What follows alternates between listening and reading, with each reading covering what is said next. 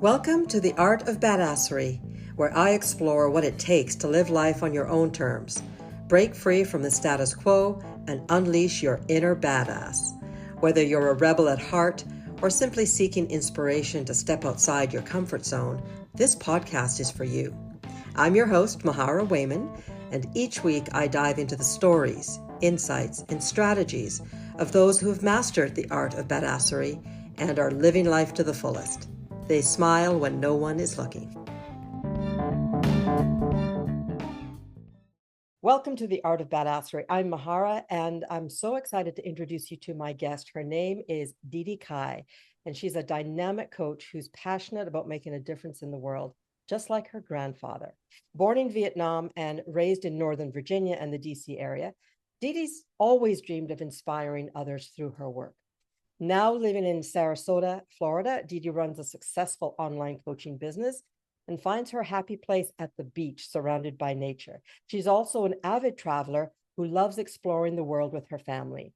Join us today as DeDee shares her journey from Vietnam to the US, her passion for helping others, and how she's living her dream, making an impact every day. Let's discover why she's badass. DeDee, welcome to the show.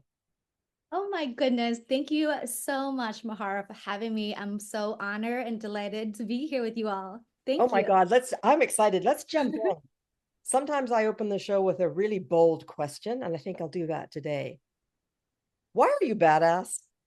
Oh my goodness. Well, let's start with showing the audience. And I would like to share that, from a third world country, I'm really grateful to be here because I started with barely anything. If anything, nothing compared to anyone who was born in the States. Being in a third world country and having the opportunity to work on myself and to be where I am today. First and foremost, without even hearing all the other details, that's crazy, right? Like creating something from nothing, right? Not having the financial support or anything like that growing up, or even when I was going through school and having to put myself through school, working full time and going to school full time. I would say I deserve a medal for that one to start, right? Sounds good. I totally agree with you. Tell us a bit about your granddad. Yeah. Oh my gosh. So my granddad, he's a badass. I mean, I think I learned everything from that man. Well, he just basically ran away and took off at the age of 16 in the villages. Okay. Not Vietnam is already third world, but he was in the villages. He was up in the mountains 4 hours away from the city. He took off at the age of 16 because he looked around and everyone wasn't doing anything with their lives, right? Like they were farming. Not that farming was bad, but he just didn't see his future. He took off. I don't know what happens, but he landed in Europe somewhere, joined the military, fought like with the Germans and all of the things, lived in France for 11 years, and then came back to Vietnam and started serving the government prior to 1975 as an advisor, like secret. No one knew about it. We only know because we're part of his family as an advisor to the previous president. Yeah, to Vietnam. And yeah, even the new president, the one that actually conquered after 1975 and asked him to come work for him, but he never did. So that's just a little bit about who he was. He was an incredible speaker until he passed away at the age of 99. He lived by himself. Okay. He took care of himself. He went shopping on foot. Like, I mean, even sometimes when I come by to visit him and I'm in the car and I said, Grandpa, you want to ride home? No, I'm going to walk home. And the man would have 2 bags, I would say groceries, but he refuses, right? To get help because he could do it. So just I think having that role model growing up, I have no business, no reason not, to succeed or to become better, as just a person. So what did he actually tell you? Because there's two ways we can influence, right? We can role model and people see how we behave, or we can be, people can actually hold us and tell us things. Yeah. Is there anything that your grandfather shared with you directly that has affected you and helped you to become the woman you are today? Okay, so first and foremost, I'm a parent now, right? Like a lot of times we know we learn not from hearing, but from watching. And I learned everything I needed to know when it comes to self-discipline, respect, and everything from watching him. Like this man, literally, even for the years that I remember him, already retired, he would get up as if he's going to work. He would get up, he would have his morning routine. He always is very big with learning. He would he would open 3 different dictionaries. It was Vietnamese, which is what we speak, native, English, and French, because he lived in France for 13 years. And he would learn a new word every single day, right? Up until the day he passed as part of his morning routine. Then he would have his coffee and he would change out to his day clothes. I teach my kids to do that. Like it's not acceptable to be in your pajamas like past a certain time in the morning. Like I don't know. I know most of us work from home and we're like, okay, let's not change. No, that is not acceptable. So that's routine and discipline, always learning. And I just honestly learned everything I needed by just watching him really walking the walk. And yeah, it was just through modeling. He did all of that, just to name a few things. So good. So talk to us a little bit. How old were you when you arrived in the States? I moved to the States when I was 12. So I was literally in the middle. We just finished the first half of 5th grade. And then I started the second half of 5th grade here in the States. And did Grandpa move with you? Yes, he did. One of the reasons why our family had to move, because he was involved with the prior presidency. After 12 years imprisoning him, we also had no place to go. And it was, I would say, underground ultimatum that our family had to leave. Okay. So thankfully, at the time, my aunt was already here in the States and she's already migrated and got married. So she kind of sponsored it us legally. And so that's how we came as residents. Okay. So as a 12-year-old who was, you know, there were some very serious political reasons why you had to immigrate to the States. What were some of the first things that you encountered where you felt that your badassery helped you? Yeah. So I could tell you that things were very different, right? Like I know that English is my second language. And just there were so many things that were coming at me in terms of like culture. This is preteen. And then I was in middle school. It was really awkward. But I remember that no matter what I heard, even there were talks about putting me back a grade because English was my second language. I spoke up for myself. I said, I should just start 5th grade or continue 5th grade. And if I need the support to be held back, then we do that. Even at that age, I knew that I should just go with what feels good to me. So that I would say that was first thing. And then secondly, I just through my middle school and also high school, this is not too many people know about this, but I have enough credits by the time I was a senior in high school. And half of my day was vocational already because I didn't need to take any academics credits because I already have enough. So instead of staying back at school to finish complete high school, on paper, I was already 18. So I basically dropped out, if you want to call it. I think they probably still have my diploma if I really wanted it. I didn't care for it. I basically left and enrolled myself in a junior college at 18 because I was like, let's fast forward with this thing. So that's what I did. I just enrolled myself. I don't think my parents know even, like, I think my mom finally like found out, but that's what I did. Right. And that was just a couple of things that I did in my preteen and teenage years. And then after that, like I said earlier, I basically worked full time and putting myself through full time. I got student loans. Of course, I was living at home with my parents, but I was doing everything myself. I got myself my tuition. I enrolled myself in junior college, finished there, and then transferred to a George Mason University, which is the main college or a big college. And then I finished there, all on my own. All right, totally badass. But I have to ask, I've got kids that are my one daughter's in university, and it was a whole different ball game from high school, right? It was quite different. What did you find was the biggest thing that you had to sort of wrap your head around, or perhaps navigate differently than you were expecting when you went to college at such a young age, or in the manner that you just described? Yeah, I think my resilience, or what I had learned up until that point, was independence, right? Like no one in college is ever going to be like, oh, is DeDee Cai in class? No, like they are not going to roll call. You have to take yourself to class. You have to do the work. You have to do all of the things. And I think that's really the biggest shift, for kids in high school going into college. But for the fact that I have been raised a certain way up until that point, that wasn't that big of a transition, but it was definitely something I noticed, right? Where you just have to do the thing. And not only that, there are so many influences, and I say most are not good for you. And again, if you don't have a strong backbone of how you were raised, what you stand for, things like that, is you are going to be easily influenced. And usually straight away from what you really are meant to be. So do you Those are think, sorry, I didn't mean to interrupt, but do you think that your impetus to jump into college right away was more based on how you were raised and any expectations, or the flip side of that, based more on what you saw for yourself and what you wanted for yourself? Because they may not be the same. They're right. They may be yeah. more on one side or the other. What do you think?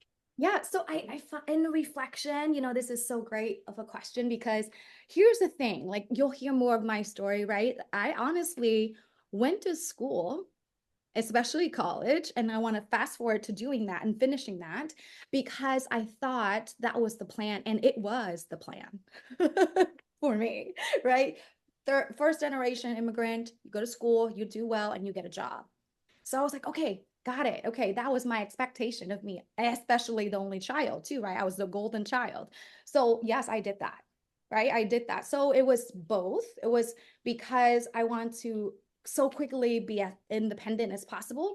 Then, of course, the other external was the pressure, not pressure, but the expectation that, it's a minimum standard, right, for our family to graduate college. So it was both. Thank you for sharing.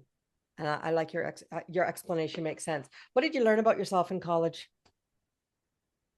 I didn't like school, to be honest. Okay. What did you Oh my study? gosh. Oh my gosh. Like I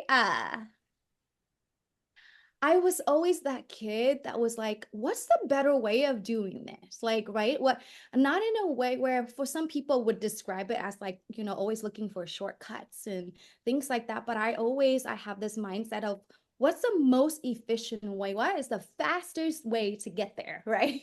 And how can you, like in business now, I understand how can we optimize it? Or, other ways people would say, how can we hack it?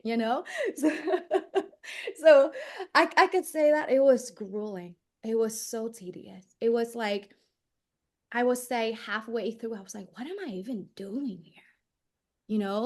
I was really struggling, especially with certain topics. And I was like, can you explain? I would always ask my professors, can you explain to me why this works in the real world? Especially, I forget which class. I remember there were some business classes that were really super dry. We were just learning concepts. And I'm like, did people actually try this? Because instinctively, I was like, this can't just work, right? Like, it doesn't make sense to me. And I have to, be honest, like most of the time I was in that state of like, this can't be it, right? Like, but anyways, I was like, well, I'm halfway through.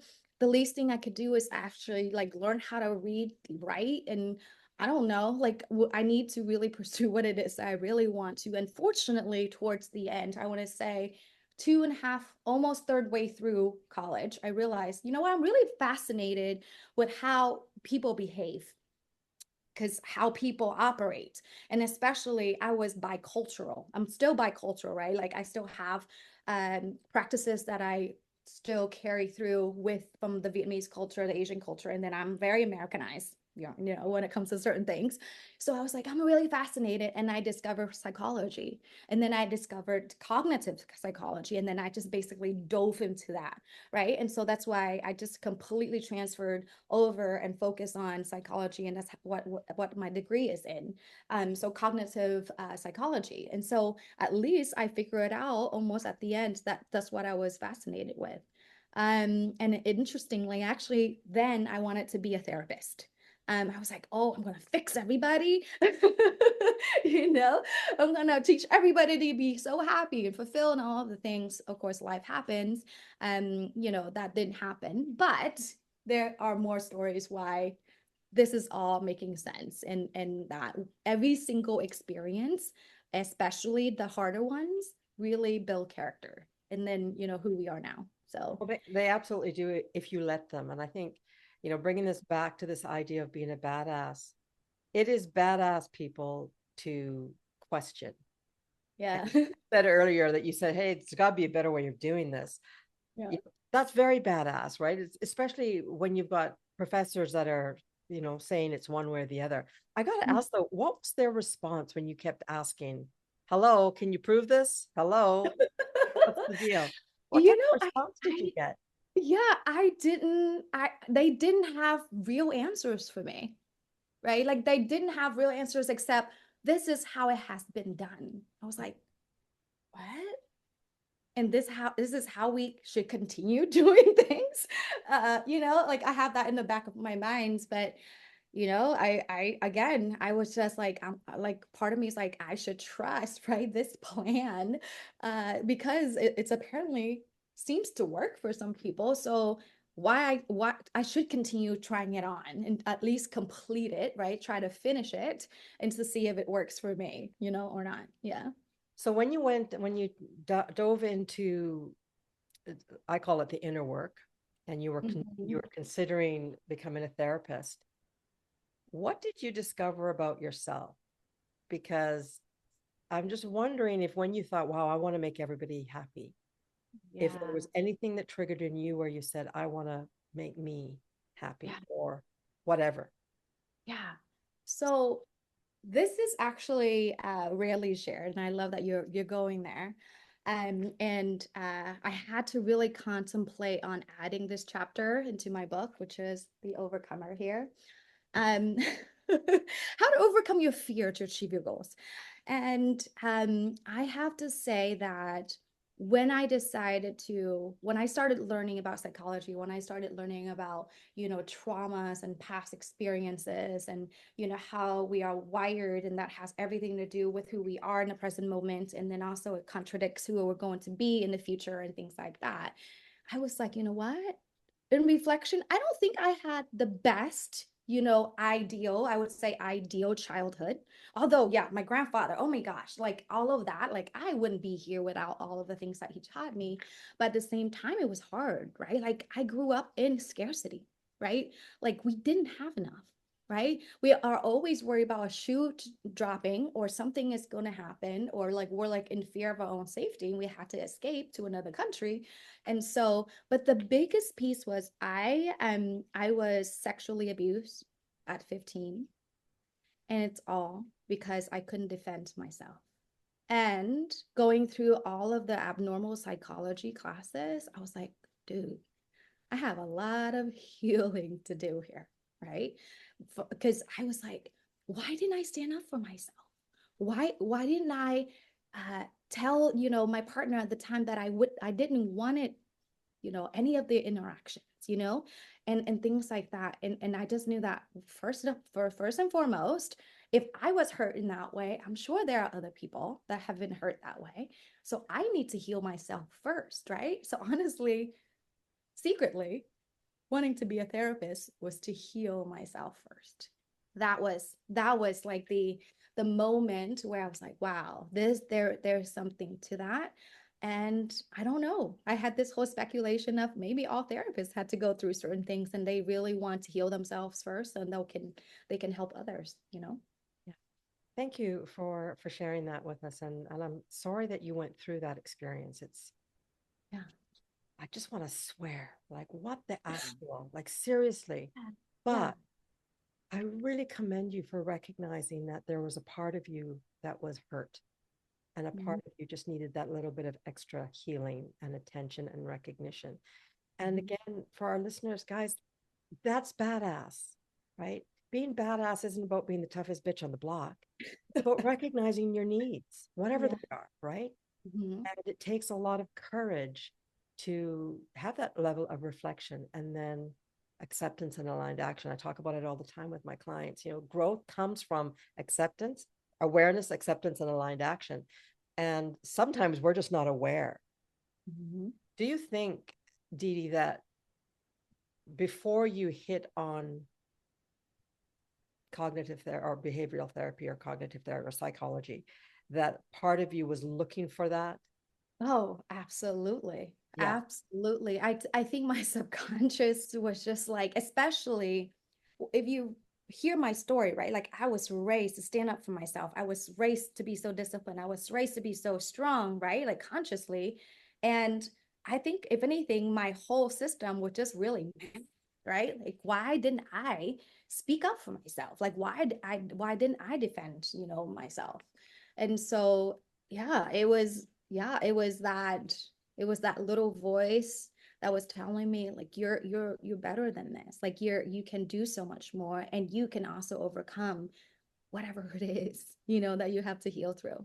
Yeah. So, so good. And, again, I speak about this a lot and I've recognized it in myself is that little voice. Mhm. And I'm not talking the storyteller that we all have in our heads, or the one that very loudly says, "Oh, you suck." Right? I'm not talking about the limiting belief component Yeah. of our nature. I'm talking about that sort of gut instinct, that Mhm. niggle, that tickle. Listen to it, people. That's like, listen to it. There's gold there. Did you have, speaking of limiting stories, narratives, and storytelling, did you have some limiting beliefs that you consciously now realize you had to navigate away from? Oh my gosh, absolutely. I still do, right? Like my password to my laptop is I am enough. Right? Right? Like we're never arrive, right? Like, right? Like we're exactly where we need to be, but it's not, we're never at the top of the mountain because there's the next mountain, right? I think And that's so, so, yeah, sorry. I just think it's so important to call out this understanding that being a badass or just being happy, it isn't about a certain thing, a certain level, because life, the minute you understand one thing, life's going mhm, to throw you the next thing to understand. So what I've struggled with is having peace in the journey. And I'm curious if you understand what I mean by that is when I decided to, heal myself and look inwards and become a coach and do all of that work, I had this crazy idea that I just needed to get there and then everything was going to magically fall into place. I would lose 50 pounds. I would become super strong when I went biking. I would make $1 million. Well, not even that, but there was this misunderstanding that I just needed to be this person and then everything would fall into place. And I've yeah, learned now that that's actually not true. And that's okay. It doesn't mean that my life isn't wonderful and totally amazing yeah. where I am. Have you experienced that as well? That initial desire for nirvana, and then you did all the work and you're like, but wait a second, I still got bills to pay. Whatever, Oh I my still got gosh. spots. Yeah. Yeah, so absolutely right. Like the first thing was, remember I shared that I follow the plan. So here's the backup of the story, right? I follow the plan. I even rushed through the process, went to college earlier than I needed to, finished college, and then landed a good job. And then I was sitting in a cubicle. Right? That was a rude awakening. At least for me, I was like, really? This square is what they call success? No, not my definition, right? Like, did all the things. It was hard. Mm. College was 4 years for most. It was 6 years for me because I couldn't take full-time classes, right? Because I was working full-time, right? And so that wasn't it. And so absolutely. So I have many, I would say at least two, right, stories where that happens. And then after that, I was like, no, this cannot be like this cannot be the rest of my future. And so I had an opportunity to start a family business with my mom as a business partner because she had salons business, which I helped out like in the back end for a couple of years. But by then she was like, let's start a restaurant business. I was like, okay, sure. Because I was like, that's not the cubicle thing, that's not my scene. Let me go build my American dream. Whoa, having your own business, putting your life savings into this thing is the thing, right? Like, is the thing. Like, this is my golden dream. This is how everything is going to pan out for me. And it was great. I mean, I definitely built, no business experience whatsoever. In fact, I resisted business for the whole entire time that my mom had salons. I was like, no, mom, I'm going to go help people, fix their minds and like build a business, or not a business, but I'm going to work for someone and just help people be happy. So I wanted nothing to do with money. Okay. But I fell into it, and I was just like, I built everything from the ground up, from getting the permit, for the building, from building, like putting all the walls in, getting the plumbing, the electricity, hiring the staff, marketing, like you name it, from A to Z, I did it, right? And 3.5 years in, we were so famous. We were like that first Asian restaurant in this area, which is a little bit over suburban, over 45 minutes from the city. And we were so famous, everyone knew us. And everyone that walks into that door or calls on the phone, I can just tell by their voice or by their faces, I know exactly what they're going to order. They never have to tell me. They call and I'm like, hello, and I know who it is. And we really created that community, and it was lovely, right? I was like, oh my gosh, this is what it's supposed to feel like. This is the American dream. And I was like, yeah, I've made it. Like, I think I found my passion and my purpose. And yeah, it was all great up until that point. And I remember it was the summer of one of the years I was operating the restaurant. My fiance and husband now, we were in Venice, right? The most beautiful place, the most romantic. It was kind of gray outside and sprinkling, and we didn't have umbrella. We had to walk around and buy an umbrella that was like 65 euros. I don't know why it was 65 euros for an umbrella, but it was. But we didn't have a choice, and we did. And we sat in the cutest cafe. I got my cappuccino and then my pastry. And then I just couldn't get into it, right? Like, he was trying so hard to have a conversation with me. And I was just so distracted. I just kept looking for my phone, like as if I'm waiting for something. And that was the moment I want to realize, oh my gosh, I was waiting for someone to call me from the restaurant, that something was going to happen. And mind you, this whole entire time I was on the trip, that was always running in the back of my mind, that this whole thing is going to burn down, right? Like, something is going to happen. That was the moment when I was like, oh my gosh, this is not the American dream. This is an American nightmare, because this is what I was trying to not be a part of, is always sitting by the phone, always being controlled by something. And, especially my system at this point was so wired that something as bad is always going to happen, right? Because there's so much going on with the restaurant business and things like that. So honestly, again, right, when I thought I arrived, oh, once again, no, in Venice, Italy, and I couldn't enjoy it. That is not arriving anywhere. Like, from the outside, yes, right? Like, from the society and things like that, that is not my ideal life. So no, I can certainly say, when you think that you've made it, is the moment where you're like, wait, did you? Have I really? What? Wow. Okay. So what did you do next when you got home? Ah, wow. I had to work myself up to truly remember, I'm the only child, the golden child, and I do everything right. And that's why my mom even asked me to be her business partner with no prior business experience. So imagine that conversation, Mhm. right? At first, I had to get real with myself, because I was like still in denial, honestly, for like the next couple of months. But I was like, it got worse and worse and worse and worse. So I was like, you know what? I have to speak up. So I decided to talk to my mom and tell her how I really feel about this whole thing. And graciously, she said, honey, I wanted to build this thing for you. I was like, I don't need it. I don't need any of it. No, I do I want any of it right now? And she's like, okay, let's not renew the lease. This is almost 5 years. And by the time it was 5 years, yeah, we didn't resign. We sold the restaurant. And yeah, that was my history for having a brick and mortar. Okay. So badass to recognize and not beat yourself up for that understanding. How great did it feel after you had that conversation with your mom? Oh my gosh. It was, I had to say I'm so grateful. And I truly, for once, really felt unconditional love. Here's why. Remember, I did everything that was expected of me because I thought that if I did all of the things, I would be the good child. And that's how I earned my love, right? Remember, we're talking about self-development here. That's how I would earn my love from my mom.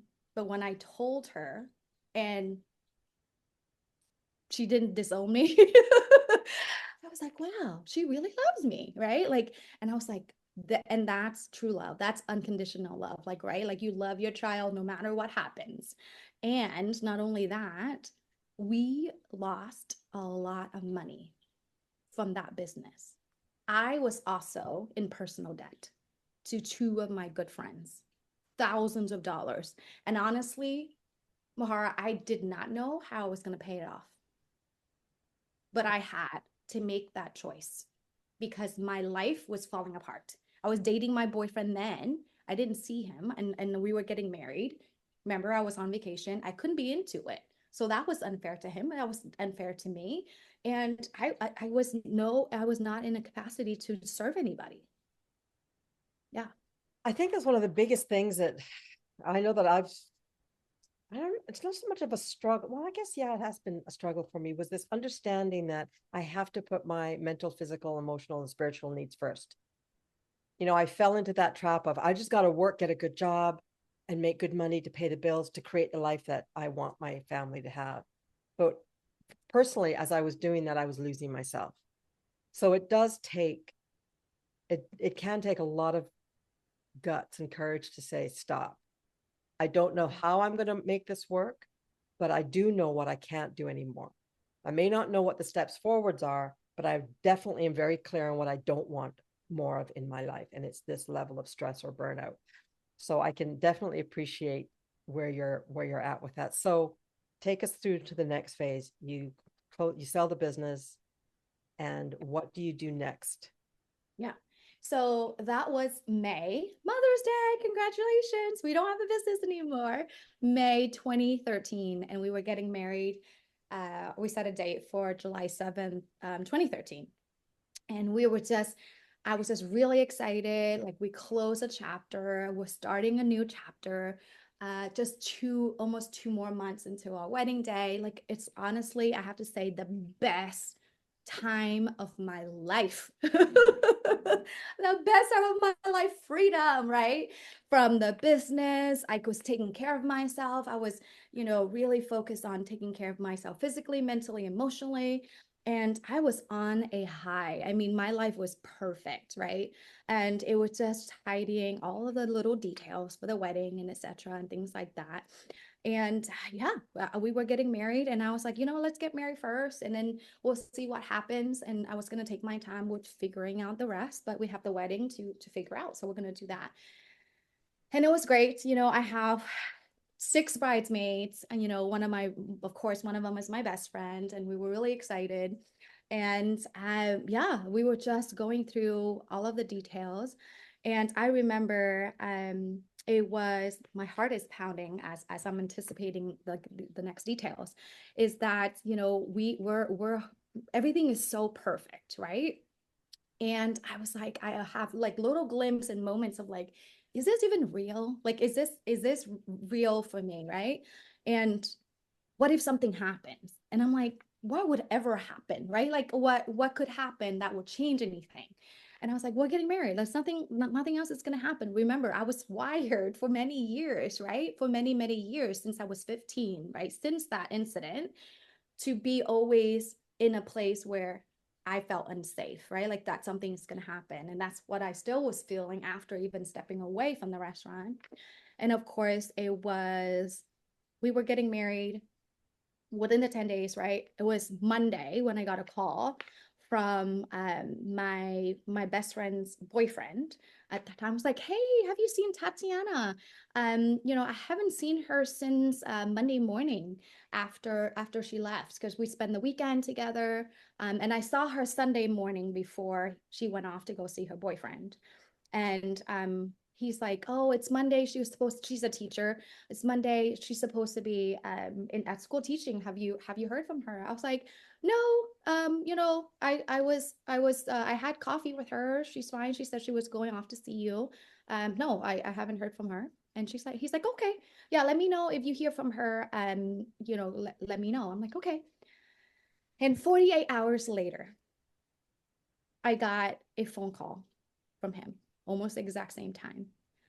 I picked up the phone. I don't know, for whatever reason, before I picked up the phone, I couldn't breathe. Like I felt tight in my chest, like there was something that was going, like something as if I'm going to expect something terrible. And sure enough, he was on the other line. And he said, they found her. So sorry. That was exactly a week before our wedding. So we buried her July 4th. Our wedding was July 7th. Oh, honey. WTF. Life can be so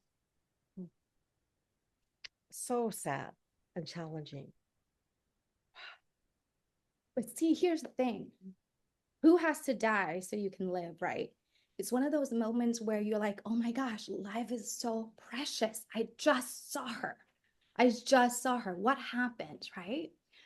I knew she shared that she was suffering from depression and anxiety, and it wouldn't go away. And I even recommended her, one of my mentors at the time, who was a longtime therapist. Long story short, she was supposed to be turning a corner, all of the things. But the second part to that, well, first and foremost, I vowed to myself that nobody ever has to go through what I went through that week. That was the first promise to myself. And secondly, what I also discovered and realized is I was suffering from the same in silence. That I was doing everything you heard from the outside, running a restaurant, traveling, doing all of those things to stay busy, just so that way I don't have to be in the dark places, right? Hey, I don't know about you, but I need to take a breath because so much is coming at me. Not so much from our conversation, but just in general, this understanding that a few things. Number one, our friends, our loved ones, even the people that we may not get along with, I believe that everyone has made a pact to help us learn a lesson in this lifetime. 100%. I recently I was reading a story. I'm an avid reader, and one of the characters, very similar to your friend, chose to leave, and her best friend was furious and was desperate. It's a fantasy fairy story.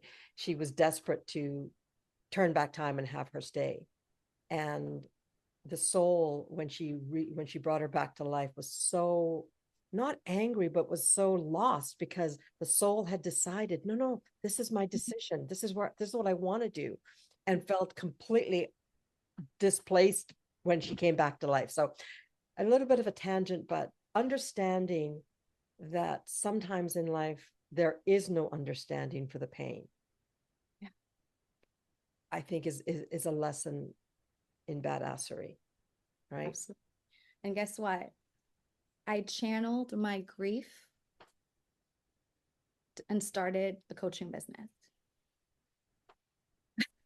She helped you navigate your way here to where you are today. And losing her, having to overcome my own stuff, made me realize I was like, this is what I'm meant to do, right? I was trying to figure it out, right? I was trying to figure it out all of these years, right? And here I am. This is the answer that I need. And that's exactly it. But then I was like, wait, but who am I to coach? I'm like broken, from the inside, right? I was like, there's no way. I have to heal first. So basically the first step was taking care of myself on a physical level. So that's how I start exercising, I start meditating, I start doing yoga, which led me into holistic health coaching, etc., and things like that. With always that thought in the back of my mind was like, dude, like I want to be some kind of like a mental, doctor or helper, but I wasn't going to medical school yet. But because of the holistic health coaching program, I realized this is what I can do. And so that's how it really started for me. So yes, I lost her in 2013. I launched my business in 2015, a couple years after. Wow. Okay. It's also badass to take your pain and turn it into something good for the world, people. Just saying, right? Not all of us want to do that or are able to do that. But when you are able to, it's such a gift because just like DeDee's, just like you're sharing, it's like, wow, my biggest pain has the potential to turn into my biggest gain, I guess, or my gift. Thank you for sharing that with us. Okay, so you started your coaching business in 2015. Where are you today with that? Oh my goodness. So, long story short, I'll give you the shorter version of the rest of the story and the evolution of us is that, yes, I started coaching, but what was really interesting is I didn't have the confidence to really sell and pitch my holistic, coaching program because I was like, I'm new. Not only that, I was also told to charge a certain rate that didn't make any sense to me, right? I was just like, really, just because I was new, that's how little I should charge? That doesn't feel right. But I was like, wait, but I have a lot of business experience, especially building brick and mortars and starting things from scratch. How about I just teach people how to start businesses? So basically, that's what I start pitching. And I landed my first 3 clients in 2 weeks. And they were like, yes, teach me how to start my own businesses. And that's how I fell into business development and coaching initially. There you And go. yeah. And then it was great. 5 years in, I was working with so many clients, getting them from 0 to 6 figures fairly quickly, et cetera, and things like that. But then I realized that there was a pattern for all of the entrepreneurs. There was like the ups and downs or like stagnation and things like that. And I was trying to figure out like, wait, this is the strategy. Why are you not applying it? Or what is the hang up here? Like why can't this project be completed? Like we talked about this and you committed to it. Like what is going on? And when we dug deeper, what we realized was not the strategy, right? It was not like the strategy is working, but with any strategy, it needs implementation, right? And action behind it for it to work. And what we all realized, especially for me as a coach, was, well, as much as I teach them strategy, I also have to equip them with having the right tools to remove all the mental barriers that's stopping them from doing what they need to do. And I was like, whoa, this is what I need to really focus on, right? Coming full circle, right? Full circle. The reason why I was where I was, how the business was going really well, because I focus on myself. Right. I focused on myself physically and then became really emotionally strong. And then I was on it with mental.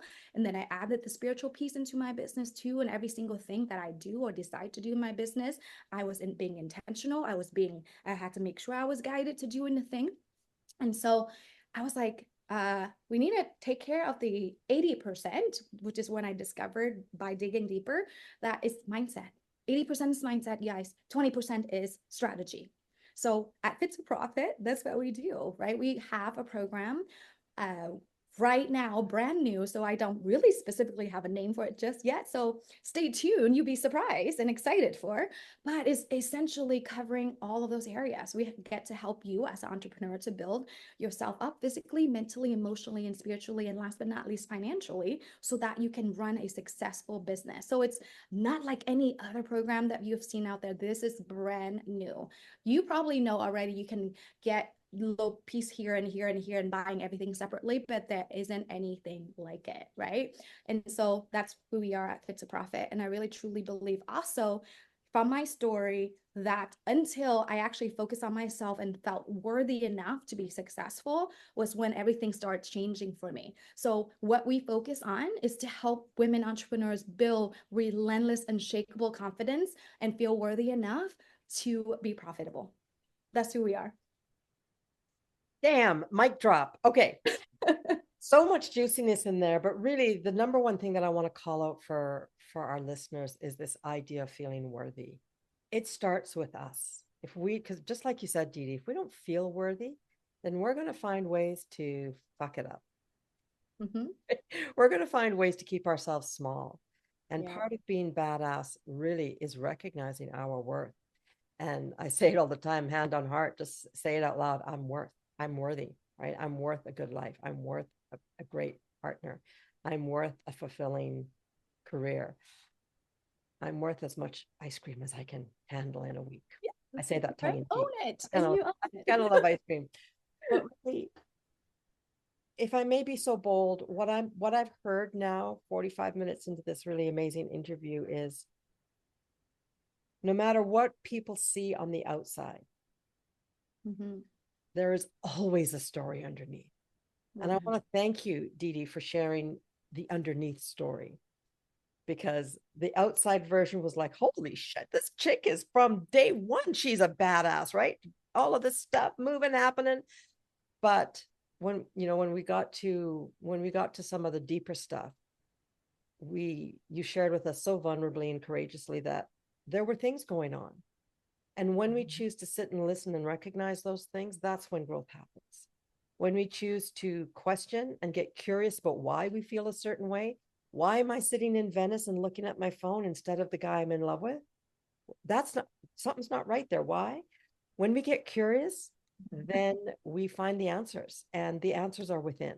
So, guys, if you want to be badass, if you don't think you're badass today, just sit quietly for a minute, put your hand on your heart, and ask yourself the tough question, and see where those answers lead you, because I guarantee it's going to be to a place of opportunity for you. DeDee, tell us a little bit more about your book. You showed it really briefly. Is it already available for purchase? Yes, ma'am. Yes, it is on Amazon now. The Overcomer, Conquer Your Fear to Achieve Your Goals. So, yes, it has my dramatic story in chapter 13. As the last chapter, I decided to add into, of course, the book too. I would have been a coward, right, for trying to teach from my experience and things like that without adding that. But ultimately, it's a book of just stories that I went through from various experiences building my businesses, and also other stories of entrepreneurs that I came across, and some interviews, things like that, just to show you that, fear is inevitable, right? Like, but it's really, I also have even a tattoo here too. I don't know if you can see it, but it says fear not, is basically going after it, right? Like with faith rather than fear. And even if you don't have to be spiritual or religious or anything for to have faith, but it's could just truly be faith in yourself, right? That you're going to make it through. So yeah, that's the book, and you get to know me really well in that book, if you haven't already from listening to this interview. Fantastic. Well, thank you so much for sharing your morning with us today, DeDee. I really appreciate it. Guys, check the show notes. Everything that you need to know about DeDee and her business and her book will be in the show notes. We look forward to hearing from you, some feedback on this episode. Let's know what you thought about our conversation. My name is Mahara. This has been the Art of Badassery. Special shout out and thank you to my guest today, DeDee Cai, for being so open with us on her journey. Thanks, everyone. We'll see you next week. Thank you. Thanks for tuning in to another badass episode. Your support means the world to me.